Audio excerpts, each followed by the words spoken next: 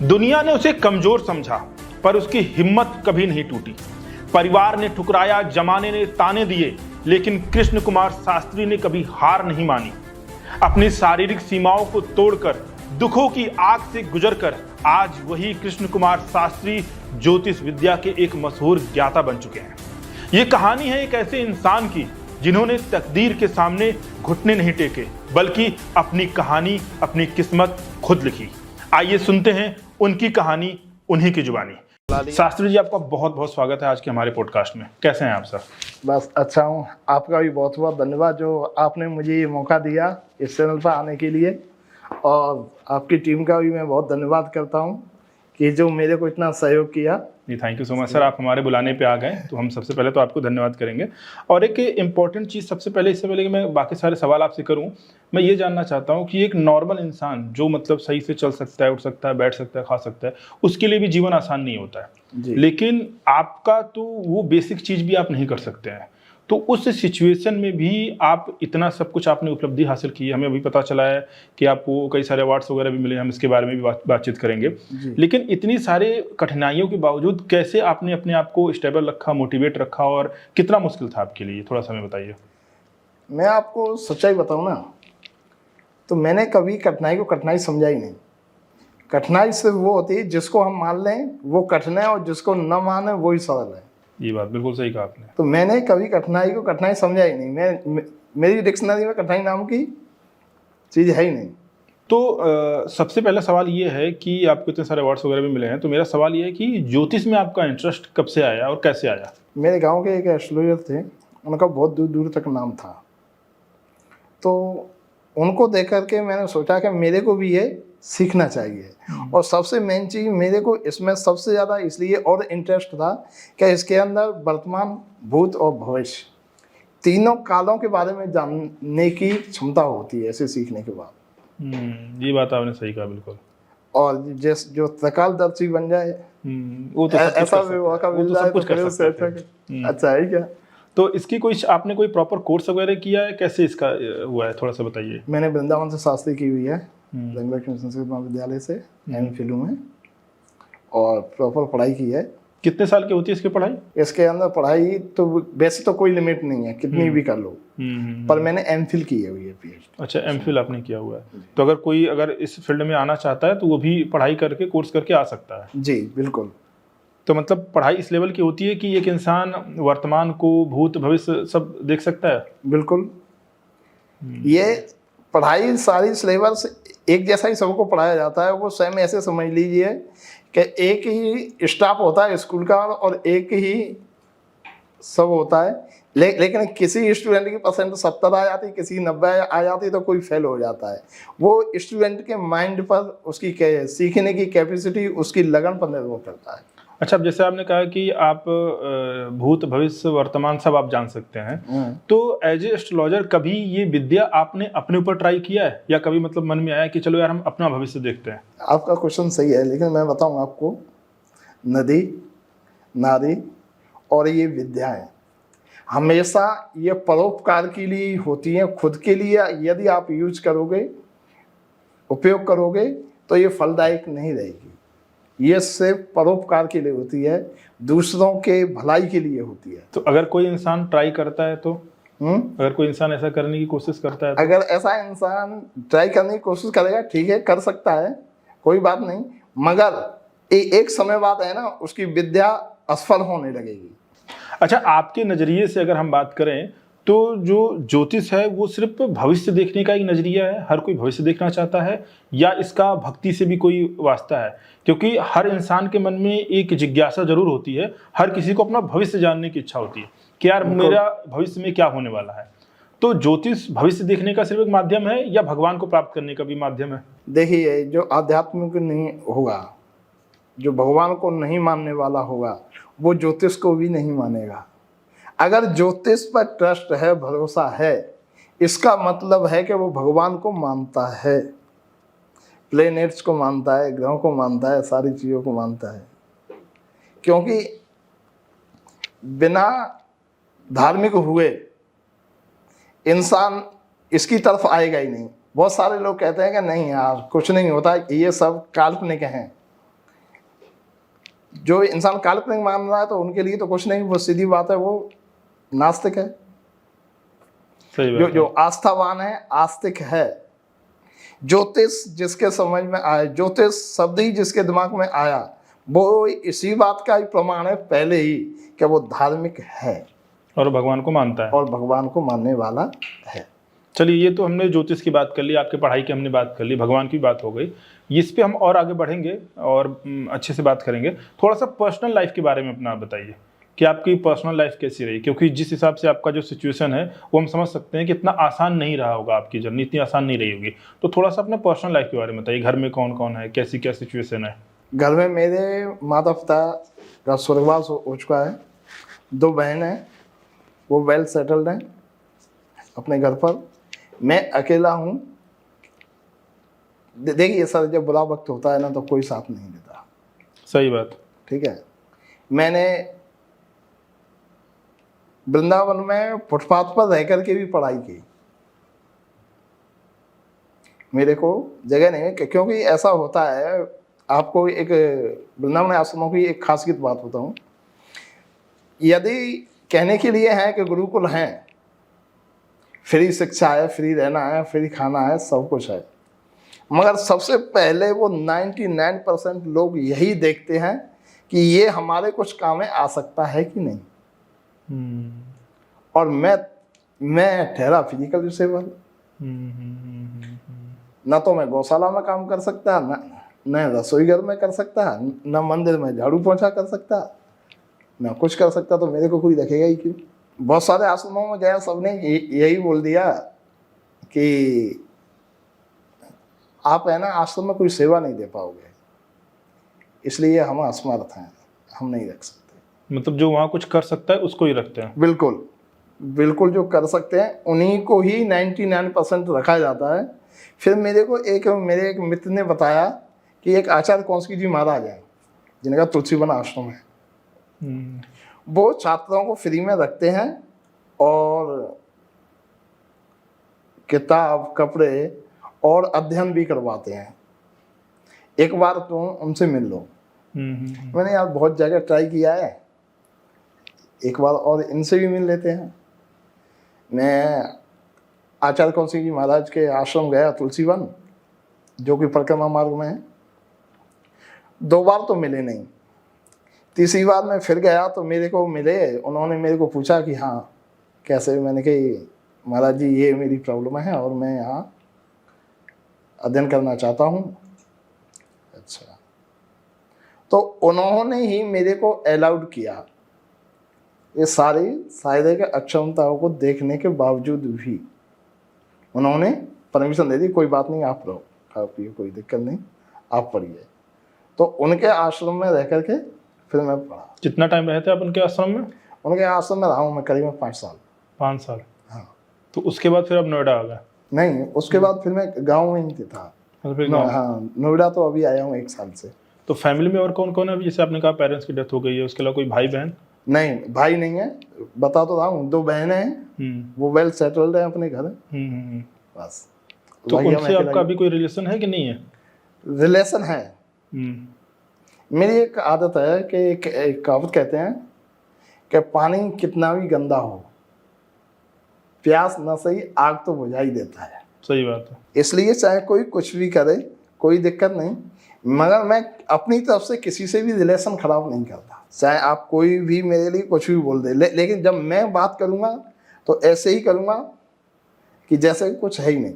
तो अभी आप रहते कहाँ पर है? मैं रहता हूँ कृष्णा प्रेम वृद्धाश्रम है, नोएडा। वृद्धाश्रम में रहते हैं आप? हाँ, सेक्टर 115 में, सोखा गांव में। तो अपनी बहनों के साथ क्यों नहीं रहते? अगर रिलेशन अच्छा है तो आपको अपनी बहनों के साथ रहना चाहिए, सिस्टर के साथ। अगर 2 बहनें हैं, वेल सेटल्ड हैं, तो उनके साथ क्यों नहीं रहते? देखिए, रिश्ते का धागा है ना, सिर्फ एक रेशम का धागा है, देखने में बहुत अच्छा है, लेकिन वो रेशम जैसी मजबूती नहीं है।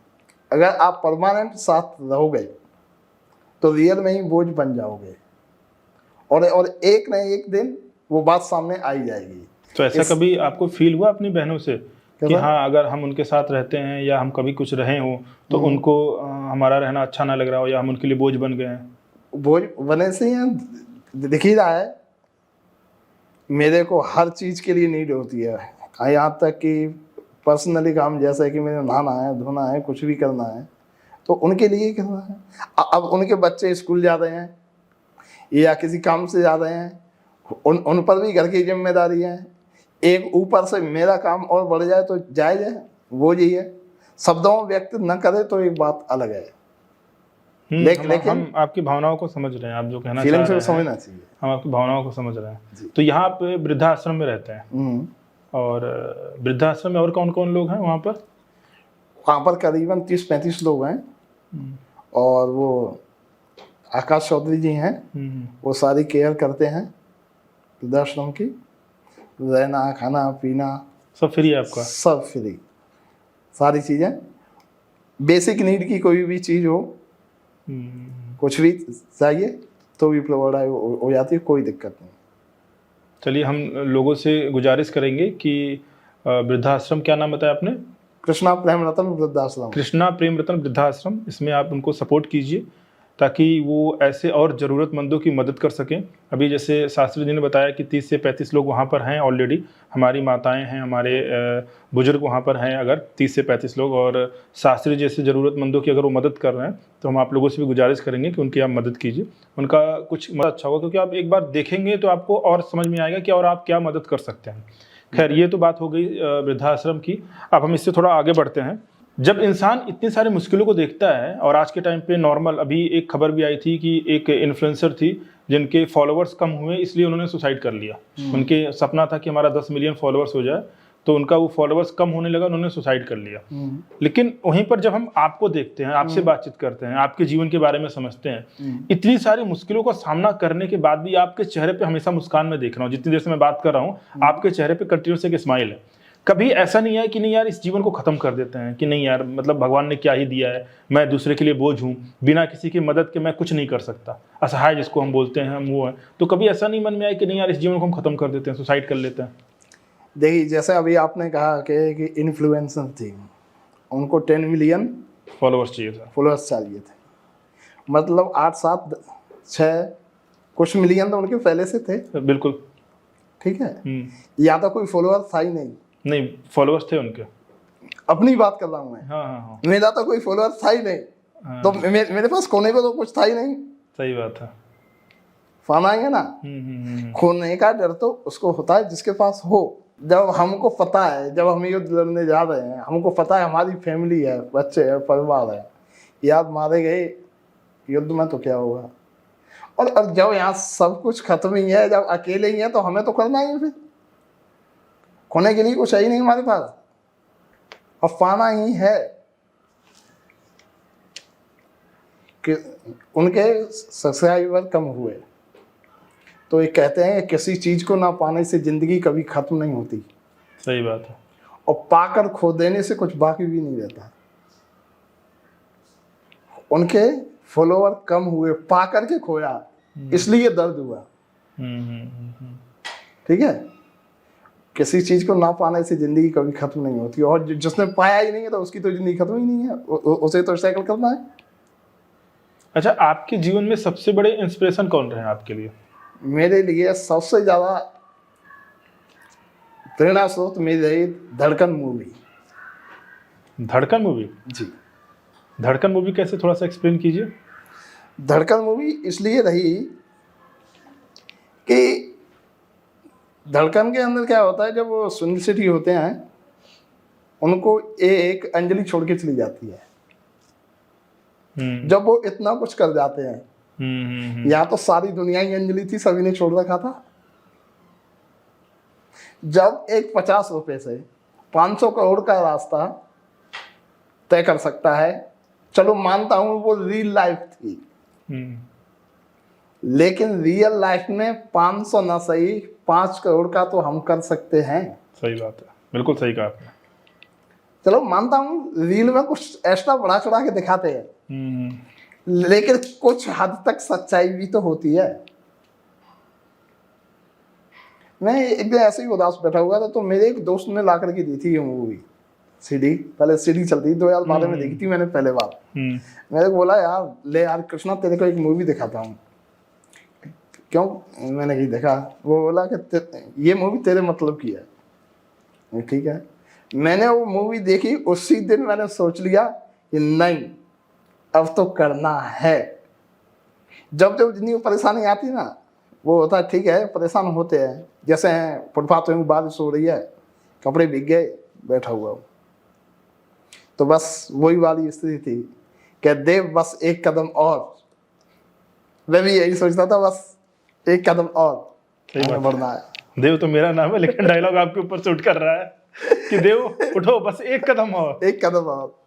मैं भी यही सोचता था कि आज बारिश हुई, आज कपड़े भीग गए, आज का आपके दिन जीवन निकल में गया, कभी कोई जिंदगी अंजलि का। रही है? नहीं ऐसा कुछ नहीं रहा शुरुआत में? लेकिन मेरे लिए तो सारी दुनिया ही अंजलि थी।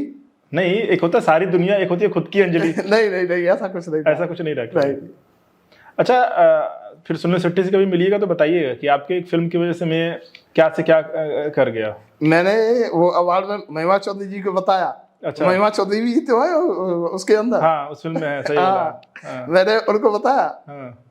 मैंने कि ये आज अवार्ड ले रहा हूँ ना, ये सिर्फ ये आपकी बदौलत है। कि कैसे? मैंने कि आपकी ही धड़कन मूवी को देख करके मैं यहाँ पहुंचा हूँ। क्या कहा उन्होंने? वो आने की कांग्रेचुलेशन, थैंक यू। चलो अच्छी बात है, हमें खुशी हुई कि लोग इस नजरिए से भी देख लेते हैं। हाँ, सिर्फ इस नजर से नहीं देख रहा है कि हाँ नहीं प्यार है, लड़की नहीं मिली तो चलो हम कुछ गलत करते हैं। आपने उसको थोड़ा अपने रियल लाइफ में भी लिया। हाँ। नहीं, चलिए बहुत अच्छी बात है। कभी सुनील शेट्टी से मिलिएगा तो उनको बताइएगा कि आप जिस फिल्म के देव थे, मैं रियल लाइफ का देव हूँ। ठीक है, हाँ, कभी बताइएगा। अच्छा, महिमा चौधरी का भी जिक्र हुआ, ठीक है, तो हमने सुना है कि आपको कई सारे अवार्ड्स वगैरह भी मिले हैं, उनको थोड़ा सा बताइए हमारी ऑडियंस को। एक अवार्ड मिला इंडियाज बेस्ट एस्ट्रोलॉजर, जो कि फिल्म एक्टर हैं गुलशन ग्रोवर। अरे वाह, क्या बात है, बहुत ही अच्छे एक्टर हैं। अरे उनको कौन नहीं जानता, उनको पूरी दुनिया जानती है। हाँ।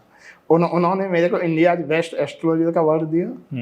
ये कब मिला आपको? 22 मार्च को। अच्छा, ये 2025 में? 2025 में। अच्छा। 22 मार्च को ही 2025 में उसी दिन महिमा चौधरी जी ने मेरे को इंडियाज बेस्ट श्रीमद् भागवताचार्य का भी अवार्ड दिया। क्या बात है, बहुत अच्छी बात है, बहुत अच्छी बात है। मेरे को तीसरा अवार्ड 17 अप्रैल को मिला, जो कि book of world record London है, जो कि रेलवे, सेंट्रल रेलवे के मिनिस्टर हैं डॉक्टर आदित्य पतंगराव और डॉक्टर महेश थोरवे। मेरे को 29 को देश रत्न अवार्ड दिया, जो कि रघुराज सिंह हैं, लॉ मिनिस्टर हैं हमारे, सेंट्रल लॉ मिनिस्टर हैं उन्होंने। और बहुत सारे फिल्में एक्टर्स वगैरह भी हैं, 2-3 फिल्म एक्टर भी थे, उन्होंने मेरे को देश रत्न का अवार्ड दिया 29 अप्रैल को इसी को। तो इतने सारे अवार्ड्स, इतने सारे अचीवमेंट्स आपको मिले, पहले तो इसके लिए आपको ढेरों बधाइयाँ। और जो भी ऑडियंस देख रही है उनको पता चले कि आपने कितना अचीवमेंट आपने अपने जीवन में हासिल किया है जी। इतने सारे अचीवमेंट्स जब किसी को मिलते हैं और इतने संघर्ष के बाद, क्योंकि एक नॉर्मल इंसान का संघर्ष थोड़ा कम होता है अगर हम कंपेयर करें आपसे, लेकिन आपका संघर्ष एक नॉर्मल इंसान के संघर्ष से कई गुना बढ़ जाएगा। तो ये तो आपके अचीवमेंट्स हो गए। थोड़ा बचपन पे अगर हम आपके जाते हैं तो बचपन में आपको कैसी दिक्कतों का सामना करना पड़ा होगा, थोड़ा सा उसका भी बताइए। बचपन में बहुत स्ट्रगल रहा मेरा, ठीक है, क्योंकि 8वीं तक स्कूल था, वो तो मेरे घर के पास भी था, लेकिन 8वीं के बाद जब 10वीं के लिए 9th और 10th के लिए मेरे को जाना होता, तो मेरे यहाँ से करीब 3 किलोमीटर दूर था, गांव था एक कोलारी, वहाँ मेरे को 2-3 किलोमीटर दूर जाना पड़ता था। तो उस समय ट्राई साइकिल हुआ करती थी, जो हाथ से चलाने वाली होती है, ट्राई साइकिल। हुआ क्या कि मेरी 8th क्लास में है ना, उस समय भी बहुत स्ट्रगल रहा, मेरी 8th क्लास में है ना परसेंट कम रह गई। तो मेरी परसेंट कम रह गई तो मेरे चाचा जी ने बोल दिया कि अगर इसकी परसेंट कम है, इसका है ना एक वक्त का खाना ही बंद कर दो। अच्छा। हाँ, तो 9th और 10th 2 साल तक सिर्फ मैंने है ना एक वक्त का ही खाना खाया। और जब उसके बावजूद भी जब मैं वृंदावन में भी रहा, तो जब रंगनाथ जी मंदिर के पास फुटपाथ पर रहता था, तो जब भंडारा होता था 24 घंटे में एक बार हो गया, वो हो गया, तब खा लिया, नहीं तो आराम से बैठे हैं। और भूख लगती फिर? अगर भूख लगती दोबारा तो? पेशेंस रखना है। मतलब आप 24 घंटे में सिर्फ एक बार खाना खाते थे? हाँ। दूसरी बार मतलब घर पे? कभी कभी तो ऐसा होता कि मान लीजिए कि वैसे तो रोजाना भंडारा होता ही था मंदिर पे, अगर भाई भी किसी कारणवश कोई डोनेटर नहीं आया, कोई डोनेशन देने वाला नहीं आया, कोई भंडारे वाला नहीं आया, तो 1-2 दिन बीच में कट भी हो जाता था। मतलब 2 दिन बिना खाए? हाँ, लेकिन क्लास ज्वाइन कंटिन्यू करनी है, करना जरूर है। तो मतलब जिस आप उसमें आश्रम में थे वहाँ अगर कोई डोनेशन करने वाला नहीं आ रहा है तो खाने के लिए नहीं है? आश्रम में था ही नहीं, फुटपाथ पे था। अच्छा, फुटपाथ पे जब आप थे? हाँ। अगर कोई आपको नहीं खिला रहा है तो? हाँ, अगर सामने ही मंदिर था। और रात में सोते कहाँ थे? फुटपाथ पर ही। फुटपाथ पे सो रहे हैं आप, फुटपाथ पे खा रहे हैं। हाँ। कभी उसमें मन नहीं हुआ कि नहीं यार घर वाले के पास चले जाते हैं? नहीं, मेरे को बनना था, मेरे को बस वही बात जिद थी कि एक कदम और। अच्छा, अगर आज मान के चलिए कि आपके घर वाले, स्पेशली मैं बात करूं आपके सिस्टर्स के बारे में, अगर वो आपको बुलाते हैं कि नहीं ये आप आइए भाई हमारे साथ ही रहिए, आप जाएंगे? रहूंगा नहीं, जाऊंगा जरूर, मगर साथ नहीं। ऐसा क्यों? क्योंकि जो किसी ने कहा है कि संघर्ष के समय पर जिनके लिए वजह से फोन की घंटी नहीं बजी, तो सफल होने के बाद उनका उठाना भी नहीं है। सही कहा आपने। जब हम स्ट्रगल में थे, जब हमें जरूरत थी तब तो आपने नहीं किया। हाँ, तो अब हमें बुला रहे हैं तो अब हमें जरूरत नहीं है। हमारी जरूरत है। तो सफलता की जैसे बात हुई, आपके बहुत सारे क्लाइंट्स भी होंगे हाँ, जो आपसे कांटेक्ट करते होंगे एस्ट्रोलॉजी से रिलेटेड जी। तो कभी ऐसा हुआ कि हाँ कोई क्लाइंट आपके पास आया, उसने कुछ कहानी आपको बताई, अपने बारे में कुछ बताया, और वो आपको लगा कि हाँ यार ये थोड़ा सा अलग है? कभी कुछ यूनिक चीज़ आपको सुनने के लिए मिला हो? थोड़ा सा बताइए। पहली बात बताऊं मैं आपको, जितनी जनसंख्या है हमारे देश की 140 करोड़, 140 करोड़ लोगों की ही अलग ही स्टोरी है, किसी की भी सेम नहीं मिलेगी। तो हर यजमान की एक स्टोरी अलग ही होती है। ये हमारे ऊपर है कि उससे हम कितने प्रभावित होते हैं, हमें क्या सीख मिलती है। ऐसी बात नहीं है, मेरे को चाहे कोई यजमान हो या कोई भी हो, मेरे को अगर सीखना है, मेरे को लगता है कि ये बात सीखने वाली है, तो मैं तुरंत नोट कर लेता हूँ अपने माइंड में कि मेरे को हाँ ये करना है। इसने ये गलती की, ये मैं नहीं करूँगा। मेरी एक ही अवधारणा रही है कि गलती करो मगर हर बार नहीं, रिपीट मत करो। अच्छा, यजमानी कहेंगे, क्लाइंट नहीं कहेंगे, गलत होगा क्लाइंट कहना। हाँ। तो जितने भी यजमान आपके पास आते हैं, आप एस्ट्रोलॉजी में उनको आप बताते होंगे उनके भविष्य के बारे में भी जी। कभी आपका कोई अगर बताया गया चीज़ कभी गलत हुआ है? आपका जो प्रेडिक्शन है कभी गलत हुआ है किसी के साथ?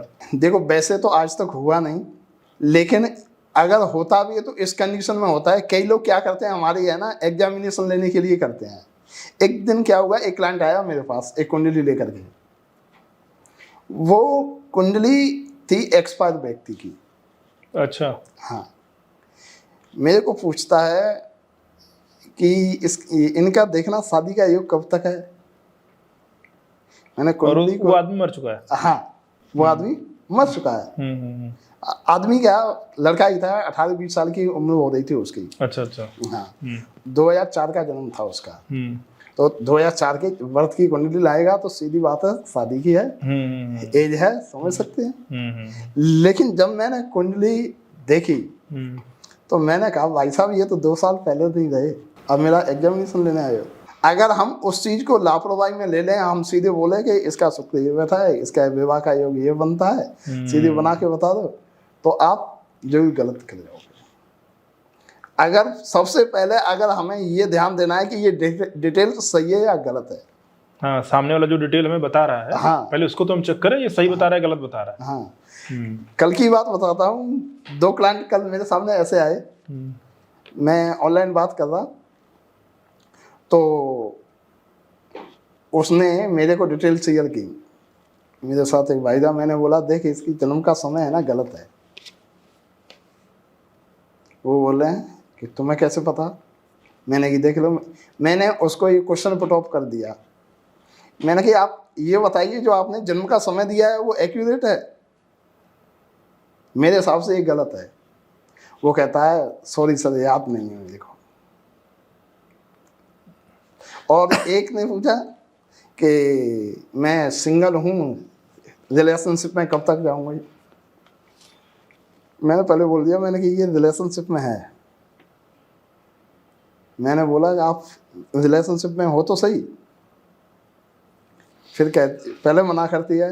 मैंने कि आप एग्जाम मत लीजिए, मैं सीरियस बोल रहा हूँ, आप रिलेशनशिप में हो। फिर कहती है हाँ गुरुजी, अब मैं आपसे कुछ पूछना चाहती हूँ, ये आपका एग्जामिनेशन था क्या, देखे क्या? तो ऐसा भी होता है। अच्छा, अभी जैसे आपने क्वेश्चन के बारे में बताया, तो अधिकतर कैसे सवाल लोग आपसे पूछते हैं? क्योंकि आज के टाइम पे अगर हम यूथ की बात करें तो उनके लिए दो सबसे कॉमन सवाल है, एक तो रिलेशनशिप और एक करियर। तो आपके पास अधिकतर क्या सवाल आता है कि हाँ यार ये सवाल सबसे ज़्यादा है, और कभी कभी ऐसा भी लगता होगा इसका तो आंसर सबको सेम ही देना है, कभी ऐसा हुआ आपके साथ? नहीं, ऐसा नहीं है। तो सवाल कैसा ज़्यादातर आया आपके पास? मैं बताता हूँ आपको। अगर 2000 के बाद की जनरेशन आपके पास कॉल कर रही है, डेट ऑफ बर्थ देख लो 2000 प्लस है, इसका मतलब यह है कि 99% रिलेशनशिप में प्रॉब्लम है। तो मतलब रिलेशनशिप की वजह से लोग एस्ट्रोलॉजर के पास जाते हैं। करियर की चिंता नहीं है उनको। और अगर 90 है, 90 प्लस है, तो मान लीजिए कि ये करियर वाले हैं। ये रियल में ही करियर मतलब 2000 के बाद जो पैदा हुआ उनको रिलेशन की चिंता पहले, करियर की नहीं है। करियर की नहीं है। और जो 90 वाले हैं, अगर 90 से पहले हैं, जैसे 80 की बात की जाए, 70 की बात की जाए, तो फिर बहुत हो गया। तो वो लोग बस ये पूछते हैं गुरुजी ये बताइए हमारा स्वास्थ्य कैसा रहेगा, हमको ये प्रॉब्लम है, या हमारे बेटे की कैरियर कैसे बनेगा, ये चिंता होगी। ज्यादातर रिलेशन के बारे में कौन पूछने आता है, लड़की या लड़का? दोनों ही बराबर है, इक्वल है, कम कोई नहीं है। मतलब लड़की भी आती है ज्यादा और लड़के भी आते हैं? लड़की और ज्यादा आती है, लड़कियां ज्यादा आती है। हाँ, अगर इशू देखा जाए कि अगर लड़के 70% आ रहे हैं तो लड़की 80% है। अच्छा, मतलब उनको ज्यादा चिंता है। हाँ, ये है। अच्छा, अब इसमें शादीशुदा कितने होते हैं और कितने बिना शादीशुदा होते हैं?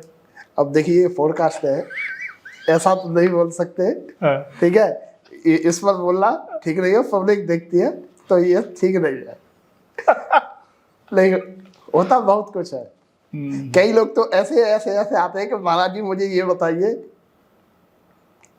कि हम दोनों को हैंडल कैसे करें, मैं अपने पति को भी हैंडल कर लूं और अपने बीएफ को भी। अच्छा, हाँ, ऐसा उपाय बताइए। ये सवाल भी आपसे किया जाता है? हाँ।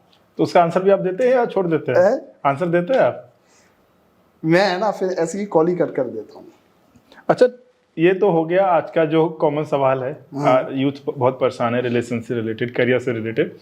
आपको कभी करियर को लेकर के इतनी नहीं है, मतलब रिलेशन में ज्यादा परेशान है? रिलेशन को ज्यादा परेशान है, करियर तो बाद में देख लेंगे, पहले रिलेशन सही होना चाहिए। अच्छा, जो रिलेशन से रिलेटेड सवाल करते हैं उनकी एज क्या होती है ज्यादातर लोगों की? बता तो रहा हूँ, 2000 के बाद के जन्म के बाद यही सवाल है। नहीं, मिनिमम कुछ एज होता होगा ना कि हाँ मतलब 18 साल वाले, 17 साल वाले। 17 साल वाले 14 साल तक के पूछते हैं कि मेरा 2 साल पहला रिलेशनशिप था, मेरा ब्रेकअप हो गया, क्या करना चाहिए? 14 साल वाले मेरे पास एक आया, मेरे को क्वेश्चन किया कि मेरा 2008 का जन्म है और 2 साल से मैं रिलेशनशिप में थी, तो मेरा एक्स है ना मेरे से बात नहीं कर रहा, मुझे क्या करना चाहिए? मैंने सोचा कि 2008 मतलब 2 साल पहले से रिलेशनशिप में मतलब 11-12 साल से। तो अच्छा, एक चीज सबसे इम्पोर्टेंट चीज है, ये हो सकता है कुछ के काम में आ जाए तो उनका फ्री में काम हो जाएगा। ऐसे लोग जो सवाल करते हैं कि हमारा एक्स है, हमारा बॉयफ्रेंड है, वो बात नहीं कर रहा है, गुस्सा है या जो भी चीज है, उनको आप आंसर क्या देते हैं, मतलब सोल्यूशन क्या बताते हैं आप? देखो, अगर रियल में ही लगता है एज सेम है, करियर भी है ना, कोई है ना वन साइड भी होते हैं, ठीक है, वन साइड वाले भी आते हैं, तो उनको तो नहीं ध्यान देते, लेकिन रियल में लगता है कि हाँ इनका होता है, तो उनके लिए हम उपाय भी बता देते हैं और वो सफल भी हैं। बहुत सारे लोग आज सफल भी हैं। मतलब रिलेशन फिर उनका सही हो जाता है। हाँ। तो अगर आपके भी रिलेशन में प्रॉब्लम है और आपको कोई प्रॉब्लम, उस प्रॉब्लम से रिलेटेड कोई सोल्यूशन चाहिए तो शास्त्री जी से कांटेक्ट कीजिए। कैसा भी रिलेशन हो, अगर सीरियस आप है तो उसका समाधान आपको शास्त्री जी से जरूर मिल जाएगा। ये तो हो गई जैसा आपने चीज़ें बताई कि कैसे क्वेश्चंस आते हैं, कैसे आंसर्स होते हैं। एक इम्पॉर्टेंट चीज़ ये है कि बहुत सीरियस क्वेश्चन जो मेरे माइंड में अभी आया कि क्या एस्ट्रोलॉजी का कभी कोई गलत उपयोग हो सकता है? क्योंकि जहाँ तक मैं समझता हूँ कि हर एक विद्या का दो तरीके से आप प्रयोग कर सकते हैं, एक सही और एक गलत। जो आप अगर पुराने सीरियल्स वगैरह भी देखिए, भगवान भी जब किसी को वरदान देते थे तो उनको बताते थे इसको भाई सही काम के लिए आप इस्तेमाल करना, लेकिन वो अगर राक्षस को दिया जा रहा है तो गलत काम के लिए इस्तेमाल करते थे। तो हर एक विद्या का इंसान चाहे तो दो तरीके से इस्तेमाल कर सकता है। तो क्या एस्ट्रोलॉजी का भी गलत तरीके से इस्तेमाल किया जा सकता है? देखो, एस्ट्रोलॉजी का इस्तेमाल गलत तरीके से दोनों ही कर सकते हैं। एक यजमान भी कर सकता है और एक एस्ट्रोलॉजर भी कर सकता है। कैसे? एस्ट्रोलॉजर ऐसे करते हैं कि आपके इस ग्रह की दिशा बहुत खराब है, अगर आपने 21 दिन के अंदर इसका इंतजाम नहीं करवाया तो आपका एक्सीडेंट होना तय है। मेरे को मत बताना फिर क्या हुआ। डर, अगले को डरा देना। ठीक है? और जान के जोखिम तो कोई नहीं लेगा। हाँ, और जान का रिस्क कोई लेता नहीं कि ये नहीं होना चाहिए। ठीक, ये तो होगा एस्ट्रोलॉजर के लिए। एस्ट्रोलॉजर। और जो जजमान है वो इसका गलत इस्तेमाल कैसे करते हैं? यजमान वगैरह हैं वो इस्तेमाल ऐसे करते हैं, वो कहते हैं कि सर हमें कुछ ऐसा बताइए महाराज जी जिससे कि इनके ग्रह खराब हो। अच्छा, दूसरे किसी का पूछते हैं? हाँ। अच्छा जी। हाँ, इनके ग्रह खराब हो, ये मेरे से आगे क्यों चल रहा है। तो हम कुछ चीजें करें ताकि इनका जो ग्रोथ है वो कम हो जाए। कोई भी ऐसा मंत्र बताइए, कोई भी ऐसी जाप बताइए, कोई भी ऐसा जिसको हम काला जादू या बाकी सारी चीजें जो बोलते हैं। यहाँ तक कि मैं आपको रियल बात बताऊं, रियल ब्रदर सिस्टर आपस में इस्तेमाल करते हैं। हाँ। मतलब सगे भाई बहन इस चीज को इस्तेमाल करते हैं? हाँ। मेरे पास एक क्लाइंट, एक यजमान आई थी, वो उसका कहना था कि मेरे परिवार के अंदर मेरे को कुछ ऐसा बताओ कि मेरे परिवार के अंदर हम जितने भी भाई बहन हैं, मुझे मेरे से आगे कोई नहीं चाहिए। अच्छा। चाहे शास्त्री जी खर्चा हो जाए कितना भी। अच्छा। हाँ भाई, पड़ोसी से अब तक जलन सुना था हमने, खुद के भाई बहन से भी जलन इतनी है कि वो तरक्की ना करे। बिल्कुल। कजन तो छोड़ो, कजन भाई होते जब भी से रियल ब्रदर सिस्टर के लिए कहा कि मुझे मेरी फैमिली के अंदर, मेरे भाई बहनों के अंदर मेरे से आगे कोई नहीं चाहिए। मतलब सही बात है कि हर विद्या का दो तरीके से इस्तेमाल तो किया जा सकता है, डिपेंड करता है कि आप किस मानसिकता के साथ उसका इस्तेमाल कर रहे हैं। बिल्कुल। खैर, ये तो बहुत सारी हमने बातचीत कर ली इसमें। अच्छा, आप सोशल मीडिया पे एक्टिव हैं? जी। कौन कौन से प्लेटफॉर्म पे आप एक्टिव हैं? लगभग सभी पर हूँ, इंस्टाग्राम, फेसबुक, यूट्यूब सब पे। तो अगर किसी को भी एस्ट्रोलॉजी से रिलेटेड कोई डाउट है, या आपका कोई करियर से रिलेटेड डाउट है, आपका कोई रिलेशनशिप से रिलेटेड डाउट है, कुछ भी है, तो आप शास्त्री जी से उनके सोशल मीडिया के थ्रू भी कांटेक्ट कर सकते हैं। हम डिस्क्रिप्शन में लिंक डाल देंगे, आप वहाँ से उनसे आप जुड़ सकते हैं। अब बात हो रही थी सोशल मीडिया की, आपका सोशल मीडिया कौन हैंडल करता है? एक ROIT सॉल्यूशन कंपनी है जो कि राजकुमार जी हैं, उनकी टीम मेरा सारा हैंडल करती है, जो कि रोहिणी सेक्टर 3 में है, वो सारा मेरा देखते हैं। तो आपका सोशल मीडिया वही देखता है? हाँ, पोस्ट बनाना, डालना, सारी चीज़ वही हैंडल करते हैं। चलिए, बहुत अच्छी बातचीत आज हमारी आपसे हुई। हमने बहुत सारे मुद्दों पे हमने आपसे बात किया, बहुत सारी चीज़ों को हमने समझा आपसे। एस्ट्रोलॉजी से रिलेटेड आपके पर्सनल एक्सपीरियंस से, वृंदावन का कैसा था, परिवार का कैसा था, और किस तरीके के सवाल लोग पूछ रहे हैं आज के टाइम पे, क्योंकि आज के टाइम पे बहुत ज़्यादा चलन में आ चुका है एस्ट्रोलॉजी। अगर हम बात करें तो लोग पहले उतना नहीं जानते थे, लेकिन आज के टाइम पे लोग जान भी रहे हैं, बात भी कर रहे हैं, और लोग उसको एक्सेप्ट भी कर रहे हैं। एस्ट्रोलॉजी आज के समय में 8 मिलियन पर डे का बिजनेस हो चुका है। इतना ज़्यादा? हाँ, रिलेशन से रिलेटेड सवाल हर कोई पूछेगा। अब छोटे छोटे बच्चे पूछ रहे हैं 11-12 साल के, तो 8 मिलियन क्या, आगे चल के 16 मिलियन भी हो जाएगा। चलिए शास्त्री जी, बहुत अच्छा लगा आपसे बातचीत करके। हमें उम्मीद है कि आपको भी अच्छा लगा होगा। बिल्कुल, बहुत अच्छा लगा। Thank you so much. हम दोबारा फिर कभी आपसे मुलाकात जरूर करेंगे, और हम और अच्छे से इसको समझेंगे कि कितना, जैसे आपने अभी लास्ट में एक आपने वो बोलता है कि कटप्पा ने बाहुबली को क्यों मारा, तो आपने जाते जाते एक सवाल छोड़ दिया कि 8 मिलियन का बिजनेस है। अब इसको हम बिजनेस के प्रोस्पेक्टिव से भी जानेंगे कि भाई 8 मिलियन का बिजनेस क्यों है। इसके बारे में डिटेल कभी और हम दोबारा आपसे बातचीत करेंगे। आप आए हमारे साथ, आपने इतनी अच्छी बातचीत की, इसके लिए बहुत बहुत धन्यवाद आपका। तो दोस्तों, अगर आपको आज का पॉडकास्ट अच्छा लगा हो तो कमेंट में अपना ओपिनियन जरूर बताइएगा, और अगर एस्ट्रोलॉजी से रिलेटेड कोई भी डाउट है तो आप शास्त्री जी से कॉन्टेक्ट कर सकते हैं, आप उनसे डिस्कस कर सकते हैं, बात कर सकते हैं, और जीवन में अपनी तरक्की को और ऊपर आप ले जा सकते हैं। तो मिलते हैं अगले पॉडकास्ट में एक नए मेहमान के साथ, तब तक के लिए जय हिंद।